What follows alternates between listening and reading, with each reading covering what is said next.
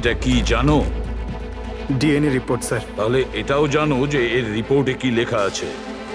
আর তারপরেও তুমি চাইছো যে আমি মেনে নেব যে তুমি কোনো দোষ করনি, তুমি দোষী নও। স্যার, স্যার আপনি আমাদের শিখিয়েছেন সত্যের থেকে বড় এই পৃথিবীতে আর কিচ্ছু নেই স্যার। এই কেসটার সত্যিটাও তাই স্যার। আমি কাউকে খুন করিনি স্যার, সত্যি বলছি স্যার। তুমি যদি খুন না করে থাকো তাহলে তোমার রক্ত ওই অস্ত্রতে লাগলো কি করে পঙ্কজ? আমি জানি না স্যার। Damn it! জানো না মানেটা কি? হ্যাঁ, এই যে তোমার হাতে চোট লেগেছে, ওই যে রক্ত চিহ্নটা রয়েছে, সেটাই চিৎকার করে বলছে খুনি তুমি পঙ্কজ, তুমি। আমি আপনাকে বলেছিলাম স্যার, আমি অটো করে যখন বিউরো আসছিলাম তখন কেটে গেছিল স্যার।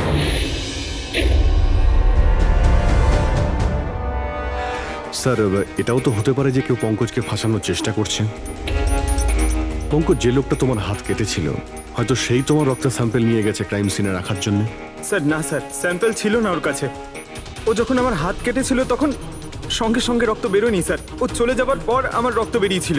ওর কাছে আমার স্যাম্পল থাকতেই পারে না স্যার। যদি তোমার রক্ত কেউ না নিয়ে থাকে তাহলে তোমার রক্ত ক্রাইম সিনে শুধু একটা কারণেই যেতে পারে পঙ্কজ, আর সেটা তখনই যখন তুমি ওখানে খুন করতে গিয়েছিলে।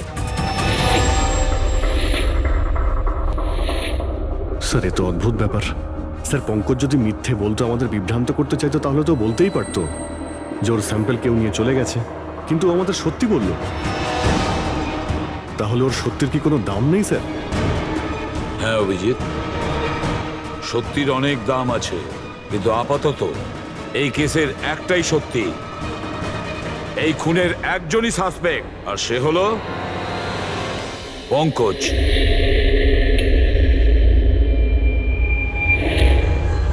আমি তোমাকে সিআইডি থেকে সাসপেন্ড করছি। স্যার, স্যার আমার কথা বিশ্বাস করুন, আমি কিচ্ছু করিনি। আমি খুন করিনি, আমি আমার বাবার দিব্যি করে বলছি স্যার। তোমার গান আর ব্যাচ। স্যার, একজন ছেলে তার বাবার শ্রাদ্ধের দিন কিভাবে তার মিথ্যে দিব্যি কাটতে পারে স্যার? আমি তোমাকে জিজ্ঞেস করিনি ফেডরিক। গান আর ব্যাচ।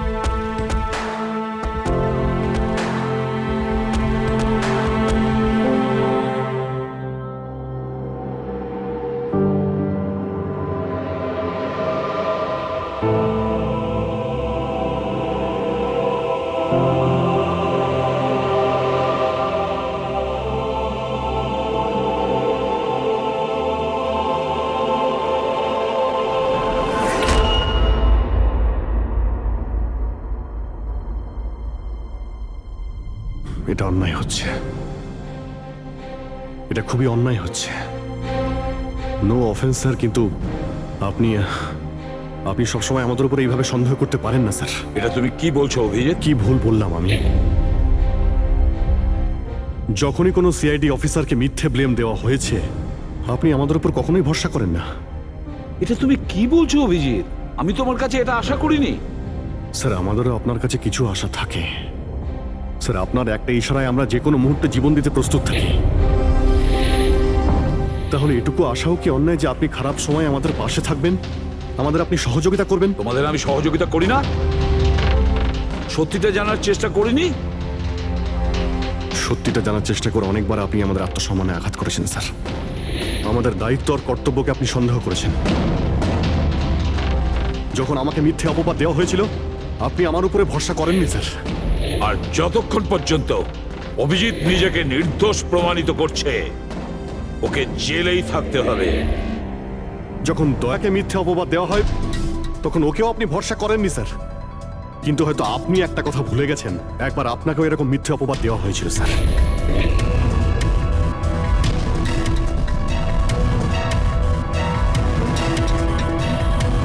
সেই মুহূর্তে আমাদের মধ্যে কেউ আপনাকে সন্দেহ করেনি।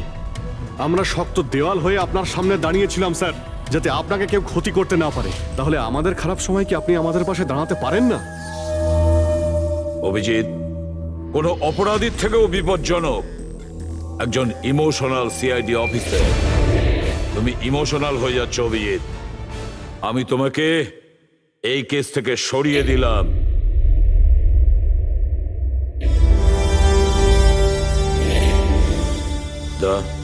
পুরবি, আজ থেকে পঙ্কজের কেস তোমরা দুজন ইনভেস্টিগেট করবে। শুধু শুধু তোমরা দুজনে। ঠিক আছে স্যার। এখন আমার উপরে আপনার এতটুকুও ভরসা নেই যে এই কেসটাকে আমি নিউট্রাল ভাবে দেখতে পারবো কিনা। এত বছর ডিউটির পর এরকম মেডেল তো ভাগ্যবানেরাই পায়। Thank you sir.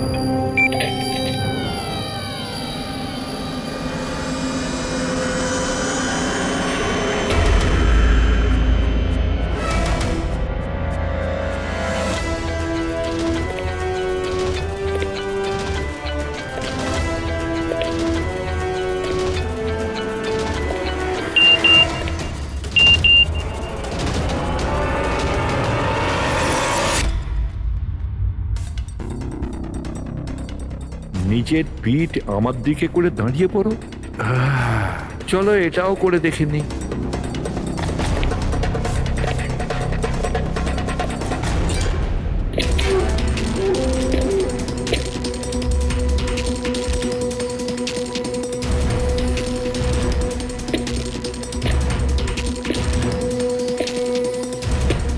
আপনি এসে গেছেন স্যার। আমি আপনার জন্য অপেক্ষা করছিলাম। ওইখানে আপনার ফাইলটা আছে, ওখানে পুরো ফাইন্যান্সিয়াল প্ল্যান পড়ে আছে এবং আমার স্থির বিশ্বাস যে আপনার খুব পছন্দ হবে।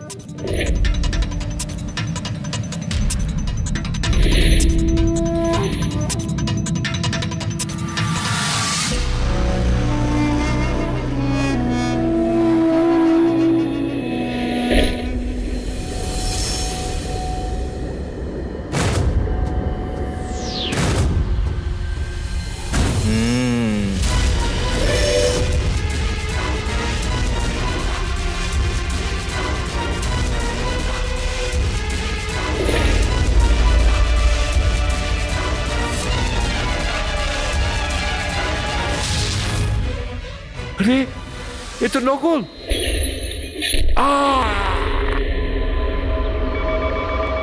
Hello ACP Pradyuman here. What? কখন? আচ্ছা ঠিক আছে,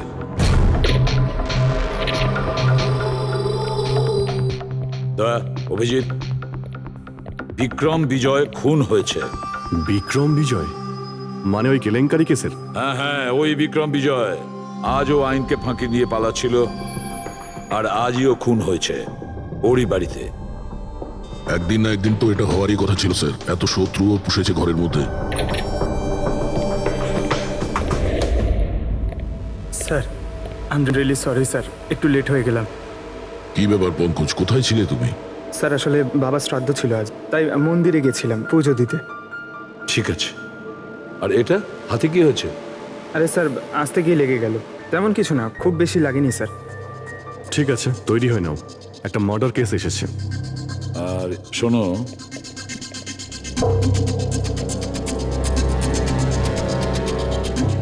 কার আবার মার্ডার হলো? বিক্রম বিজয়।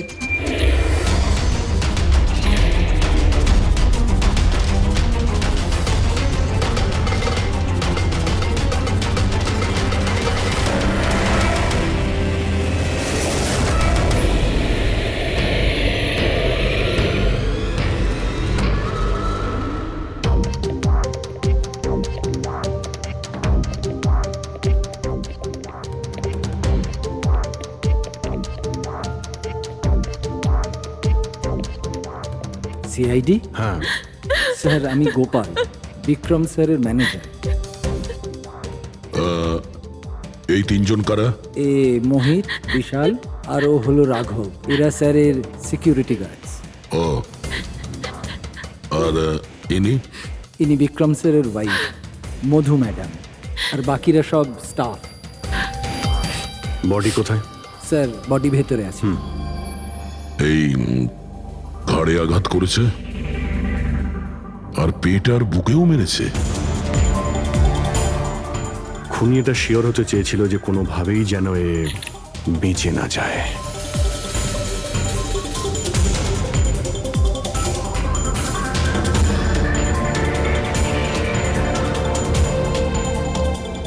মনে হচ্ছে এটা দিয়ে আঘাত করেছে এর ওপর।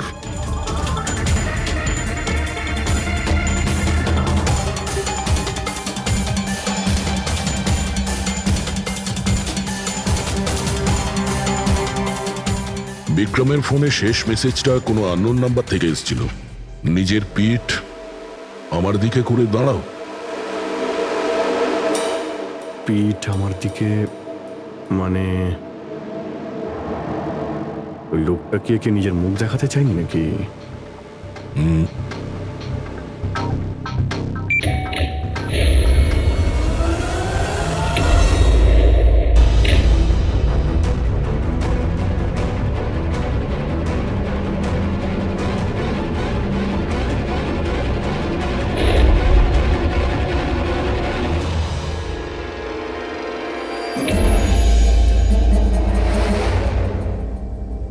এই দেখুন স্যার, ফুলদানি থেকে আমি কি পেয়েছি, অডিও রেকর্ডিং ডিভাইস।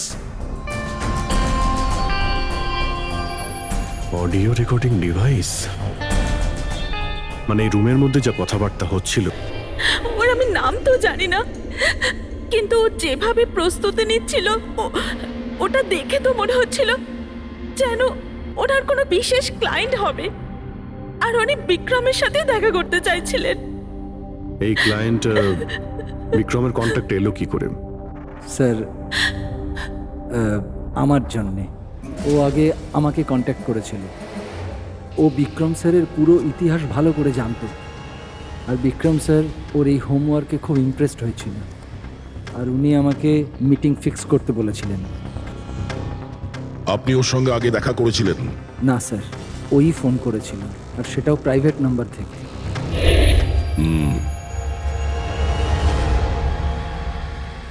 তাহলে আপনারা মিটিং এর আগে সবকিছু দেখে নিয়েছিলেন? হ্যাঁ হ্যাঁ স্যার। ওই রুমটা খুব ভালো করে চেক করে নিয়েছিলেন তো? হ্যাঁ। তাহলে এই অডিওর রেকর্ডিং ডিভাইস এটা রুমের মধ্যে এলো কি করে? স্যার এটা কোথায় ছিল? ফ্লাওয়ার পটের মধ্যে। ফ্লাওয়ার পটে? ওটা তো তুই চেক করেছিলিস না মোহিত? আমি চেক করেছিলাম স্যার, কিন্তু আমি এটা ফ্লাওয়ার পটে দেখতে পাইনি। দেখতে পাননি? আগে না। আচ্ছা, কিভাবে তুমি দেখলে না? ব্যুরো চলো, ওখানে সবাই খুব ভালোভাবে দেখতে পায়।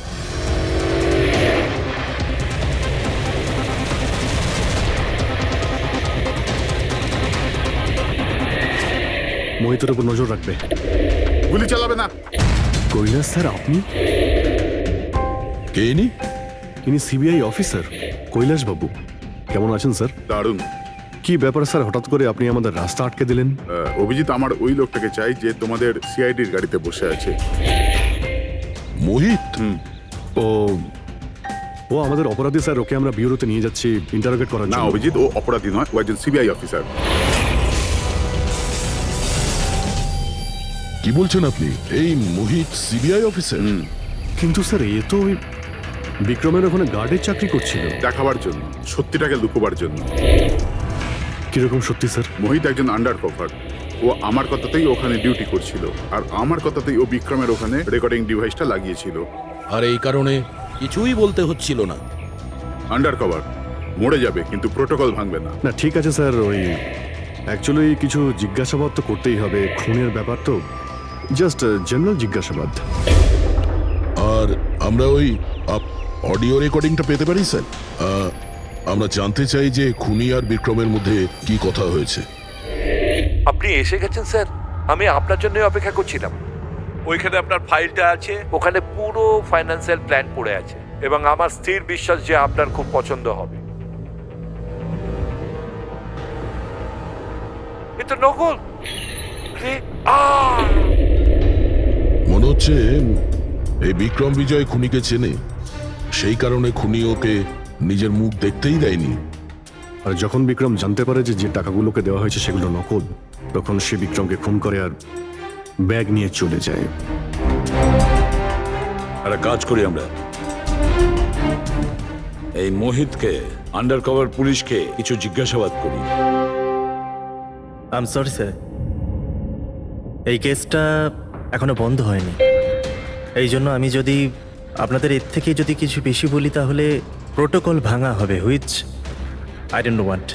দেখো মোহিত, আমি তোমার প্রোটোকলকে রেসপেক্ট করি।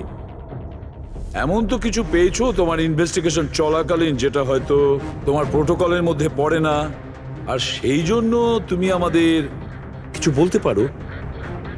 কিছু তো একটা বলবে যে সূত্র ধরে আমরা খুনি পর্যন্ত পৌঁছতে পারি।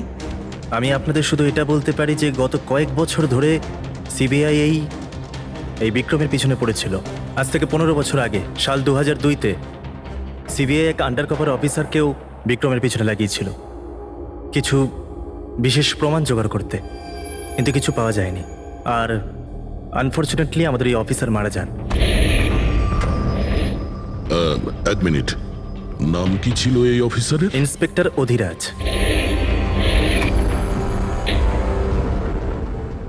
ইন্সপেক্টর অধিরাজ? এই বোতলে যে রক্তটা আছে, এই রক্তে বিক্রমের ডিএনএ ছাড়াও অন্য কারো ডিএনএ আছে।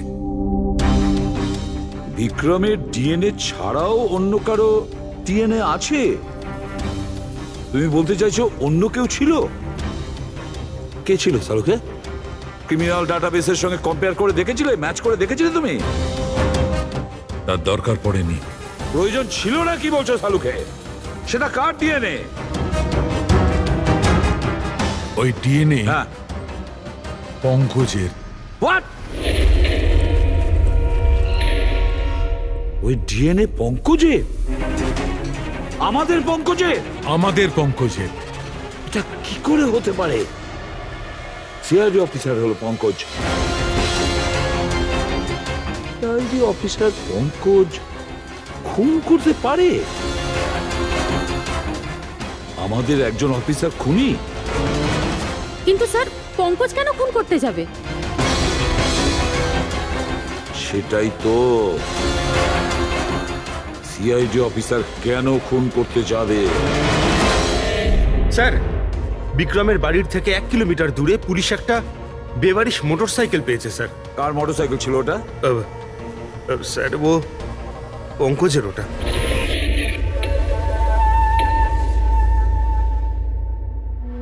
ভাবছিলাম তাই। তার মানে পঙ্কজের বাইকটা পাওয়া গেল ওখানে, আর আপনাদের কারুর অবাক লাগলো না?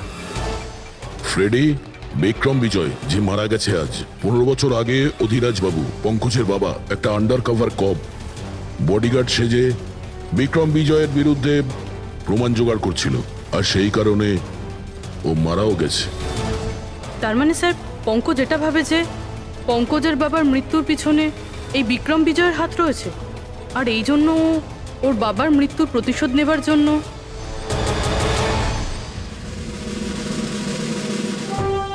পঙ্কজ এখন কোথায়?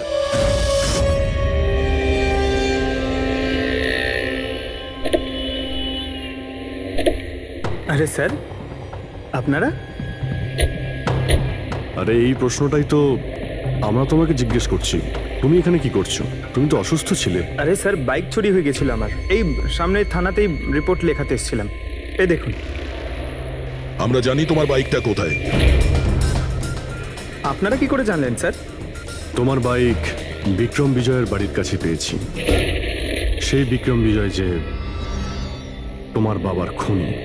যখন বিউরোতে এসিপি স্যার বলল যে বিক্রম বিজয়ের খুন হয়েছে, তখন তুমি জানতে না ওই বিক্রম বিজয়? হ্যাঁ স্যার। আরে তাহলে তুমি বিউরোতে কেন বললে না? তোমার বলা উচিত ছিল যে বিক্রম বিজয়ই তোমার বাবার খুনি। স্যার, বাবার শ্রাদ্ধ ছিল স্যার। মন্দির থেকে বিউরো আসছিলাম, ওনার ব্যাপারেই ভাবছিলাম, আর কিছু খেয়াল ছিল না স্যার। একদম কিচ্ছু মাথায় আসছিল না, বুঝতেই পারছিলাম না কি করব। আর এই যে তোমার হাতটা কাটা, এক্স্যাক্টলি কি হয়েছিল? স্যার, এটা তো মন্দির থেকে যখন আমি অটোতে ফিরছিলাম।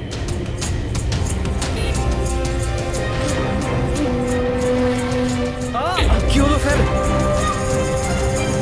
তাহলে একজন অচেনা লোক আঘাত করে চলে গেল? হ্যাঁ, এমনি অকারণে?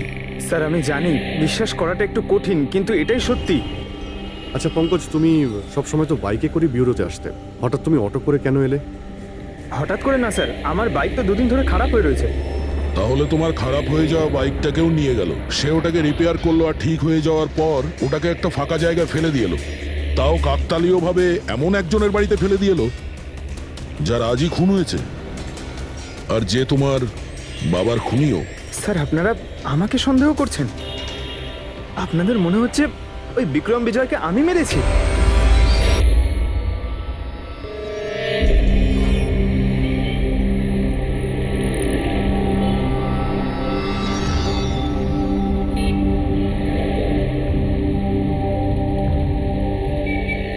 যদি এই পঙ্কজ নিজের বাড়ি থেকে বিক্রম বিজয়ের বাড়িতে যায়, তো এখানে এই জাংশন থেকেই গিয়েছে।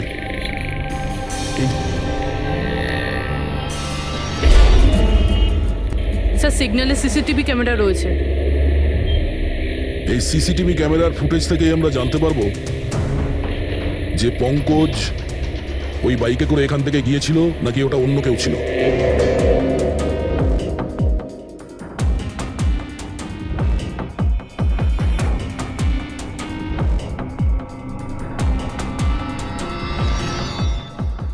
এক মিনিট রিওয়াইন্ড করো, পজ করো। স্যার, এই দেখুন, একে পঙ্কজের মতনই দেখতে লাগছে না? বাইকের নাম্বার হলো XYA4784। স্যার, পঙ্কজের বাইকের নাম্বারও এটাই। পুরবি, এই পঙ্কজ এতটা তো ভুল করবে না যে একটা অপরাধ করতে যাওয়ার আগে রাস্তায় আর একটা অপরাধ করবে, সিগন্যাল ভাঙা। নিশ্চয়ই কেউ আছে যে পঙ্কজকে ফাঁসাতে চাইছে, আর সেই কারণেই ও সিগন্যালটা ভেঙেছে, যাতে আমাদের যে সন্দেহটা আছে পঙ্কজের উপর, ওটা আরো মজবুত হয়। কিন্তু স্যার, পঙ্কজকে কে ফাঁসাতে চাইবে? হতে পারে ওর কোনো পুরনো শত্রু।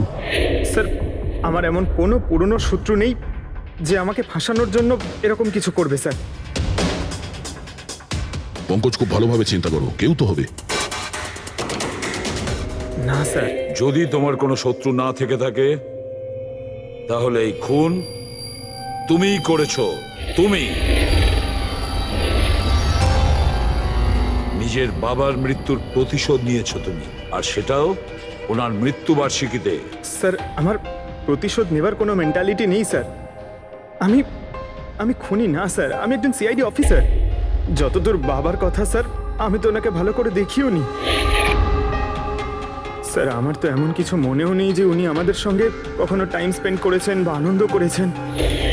স্যার উনি হয়তো কখনো ভাবতেনও না যে ওনার একটা ছেলে আছে যার ওনাকে প্রয়োজন। তার মানে হলো তোমার বাবার সঙ্গে তোমার সম্পর্ক ভালো ছিল না? স্যার উনি একজন আন্ডারকভার কপ ছিলেন, বেশিরভাগই নিজের কাজে ব্যস্ত থাকতেন। বাড়ি, সংসার, সন্তান, পরিজন সেসব নিয়ে উনি কোনোদিন মাথায় ঘামাননি। আমাকে শুধু আমার মাই মানুষ করেছেন স্যার। কিন্তু তাও বলছি পঙ্কজ, তোমার নিজের বাবার সাথে কোনো না কোনো স্মৃতি তো জড়িয়ে থাকবে না? কিছু মনে আছে? শুধু স্যার এইটুকুই মনে আছে আমার স্যার, আমাকে উনি মেলায় ঘুরতে নিয়ে যেতেন, কিন্তু মেলায় নিয়ে যাওয়ার আগে উনি আমাকে হসপিটালে নিয়ে যেতেন প্রতিবার। কি? হসপিটালে? ওটা কেন? হয়তো ছোটবেলায় আমি খুব অসুস্থ থাকতাম, আর উনি হসপিটালে নিয়ে যেতেন, আর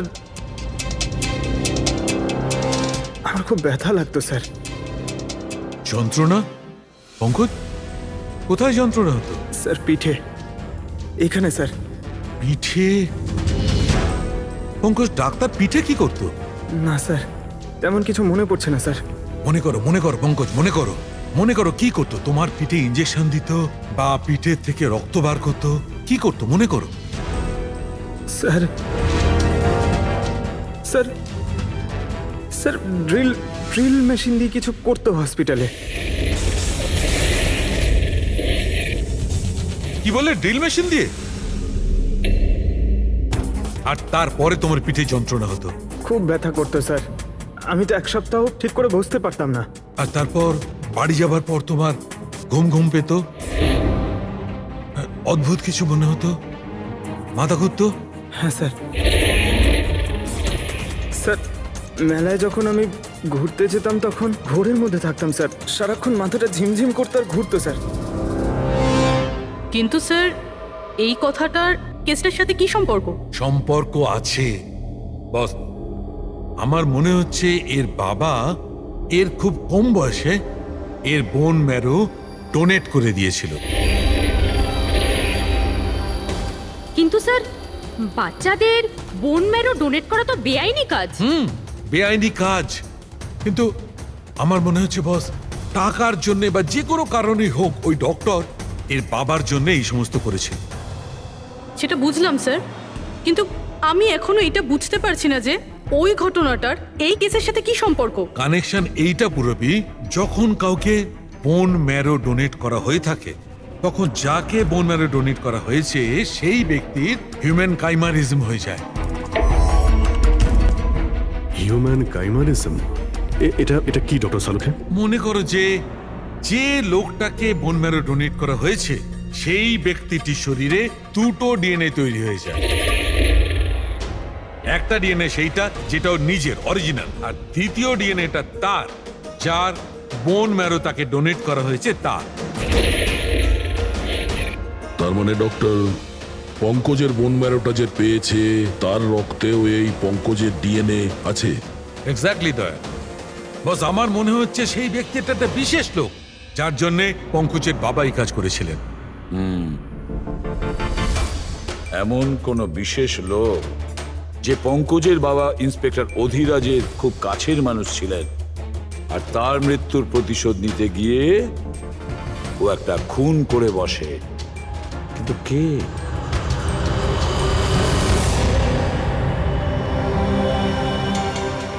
দয়া। Hi sir. Hello Abhijit. Hi Daya, কেমন হ্যালো, আছো? গুড। সরি, আপনাকে এটা কোনো একটা জায়গাতে ডেকে আনতে হলো।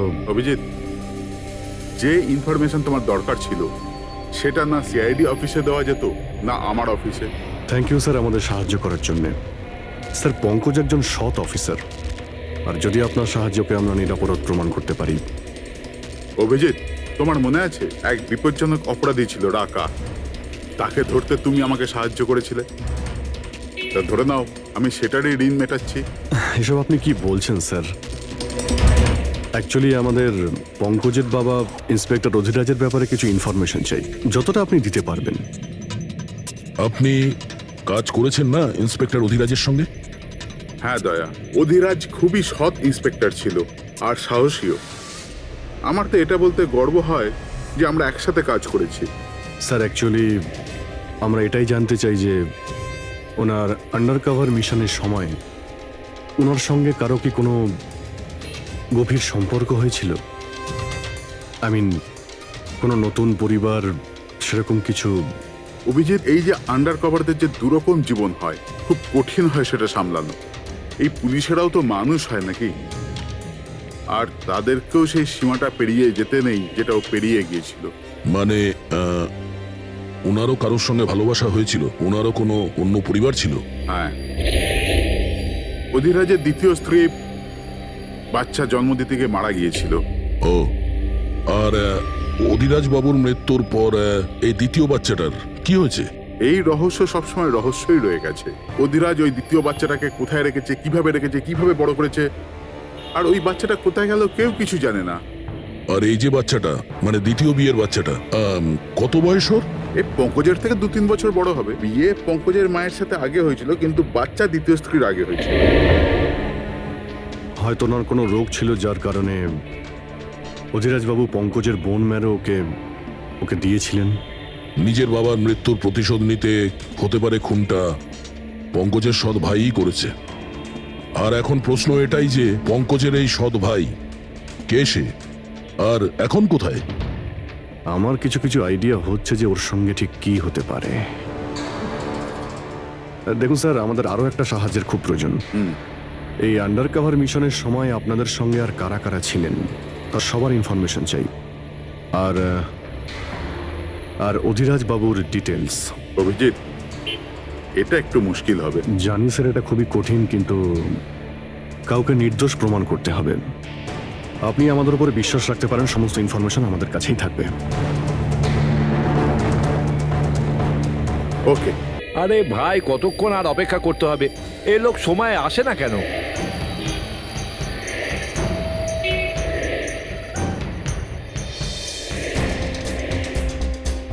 আরে ভাই, আধ ঘন্টা ধরে অপেক্ষা করছি।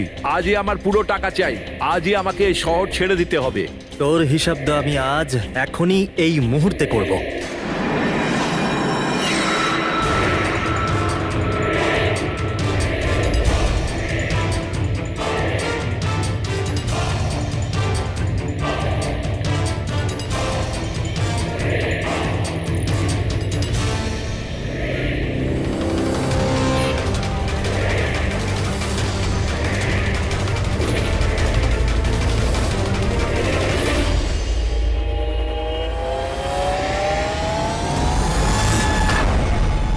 তোর অ্যাকাউন্ট সিআইডি বন্ধ করবে।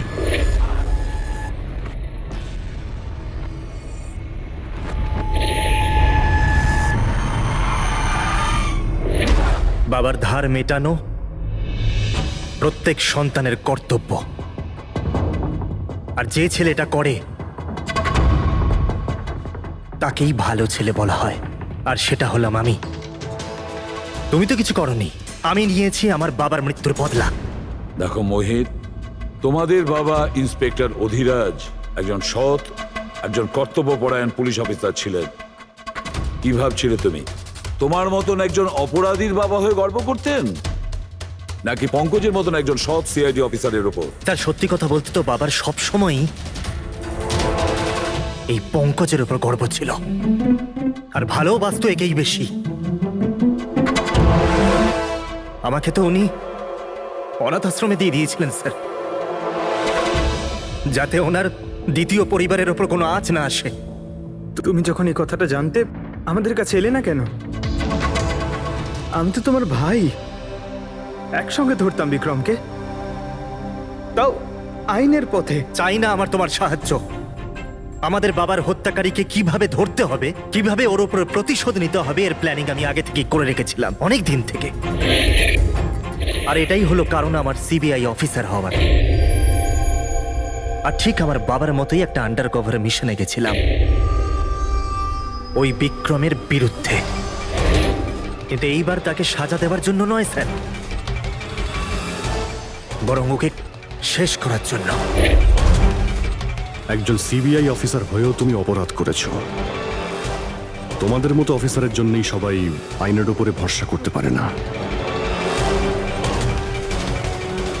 এই কাজে কেতন তোমাকে সাহায্য করেছিল না?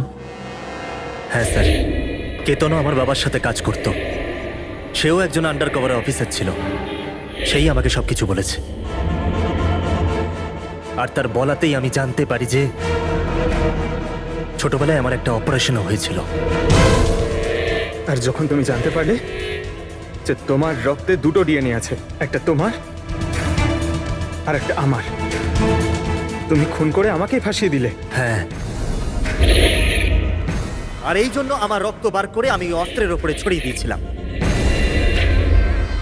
আর তারপর তোমার হাত কেটেছিলাম, যাতে এক তীরে দুই পাখি মরে। আমার দুই শত্রু, আমার বাবার হত্যাকারী ওই Vikram. Hello Kailash sir. Sir, আমি বিক্রমের রুমেতে অডিও ডিভাইস লাগিয়ে দিয়েছি।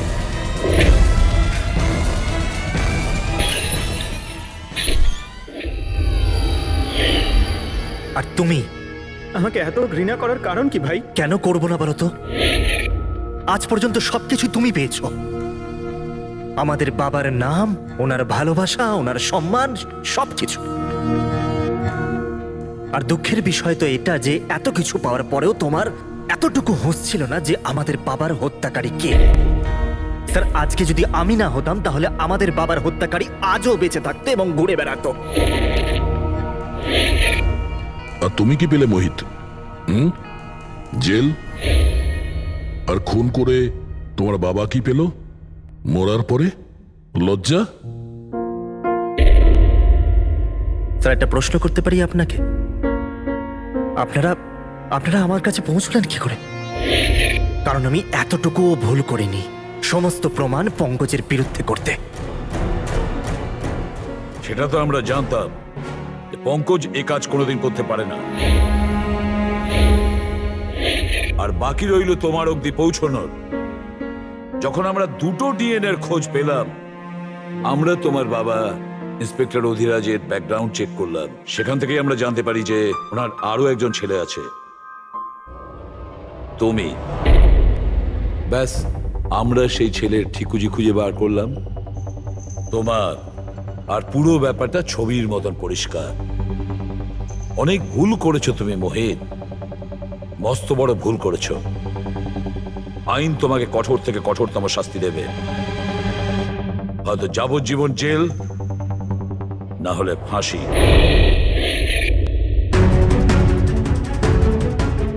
ফ্রেডরিক,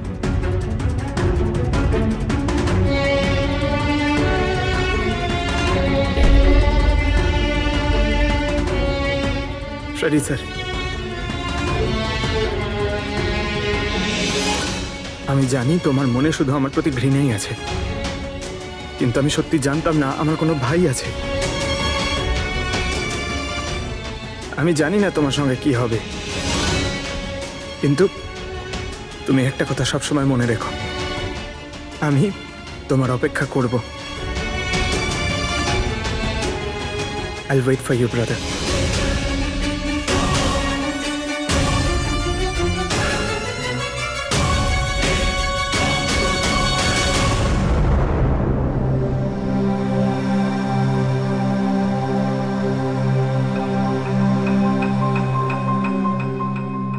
পঙ্কজ, দেখো, তোমার যে ভালো দিকটা আছে না, সেটা কিন্তু বাঁচিয়ে রাখবে খুব ভালো করে। Welcome back to CID. Thank you sir. Sir, I am sorry sir, আপনি ঠিকই বলছিলেন। ইমোশনাল হয়ে আমি স্যার একটু বেশি বলে ফেলেছি। I am sorry. দেখো অভিজিৎ, তোমরা সবাই আমার কাছে শুধু সিআইডি অফিসার নও, তোমরা আমার গর্ব, আমার আত্মবিশ্বাস, তোমরা আমার শক্তি। তোমরা আর এসিবি প্রদ্যুমান আজ পর্যন্ত নিজের শক্তিকে সন্দেহ করেনি, না কোনোদিন করবে। সময় তো সব সময়ই মানুষের পরীক্ষা নেয়, কিন্তু কর্তব্যের পথে চলার সময় যদি নিজের সন্তানের ওপরেও গুলি চালাতে হয়, আমাদের হাত যেন না কাঁপে। স্যার আমি কিচ্ছু করিনি স্যার, আমি কাউকে খুন করিনি স্যার। এটা কি জানো? DNA report sir. তাহলে এটাও জানো যে এর রিপোর্টে কি লেখা আছে। আর তারপরেও তুমি চাইছো যে আমি মেনে নেবো যে তুমি কোনো দোষ করনি, তুমি দোষী নও। স্যার স্যার আপনি আমাদের শিখিয়েছেন সত্যের থেকে বড় এই পৃথিবীতে আর কিচ্ছু নেই স্যার। এই কেসটার সত্যিটাও তাই স্যার। আমি আমি আমি কাউকে খুন করিনি স্যার, আমি সত্যি বলছি। তুমি যদি খুন না করে থাকো তাহলে তোমার রক্ত ওই অস্ত্রতে লাগলো কি করে পঙ্কজ? আমি জানি না স্যার। Damn it! জানো না মানেটা কি? হ্যাঁ, এই যে তোমার হাতে চোট লেগেছে, ওই যে রক্ত চিহ্নটা রয়েছে, সেটাই চিৎকার করে বলছে খুনি তুমি পঙ্কজ, তুমি। আমি আপনাকে বলেছিলাম স্যার, আমি অটো করে যখন ব্যুরো আসছিলাম তখন কেটে গেছিল স্যার।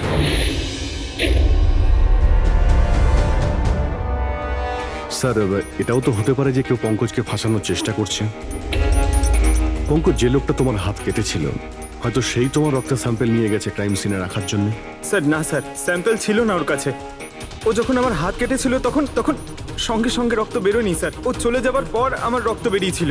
ওর কাছে আমার স্যাম্পল থাকতেই পারে না স্যার। যদি তোমার রক্ত কেউ না নিয়ে থাকে তাহলে তোমার রক্ত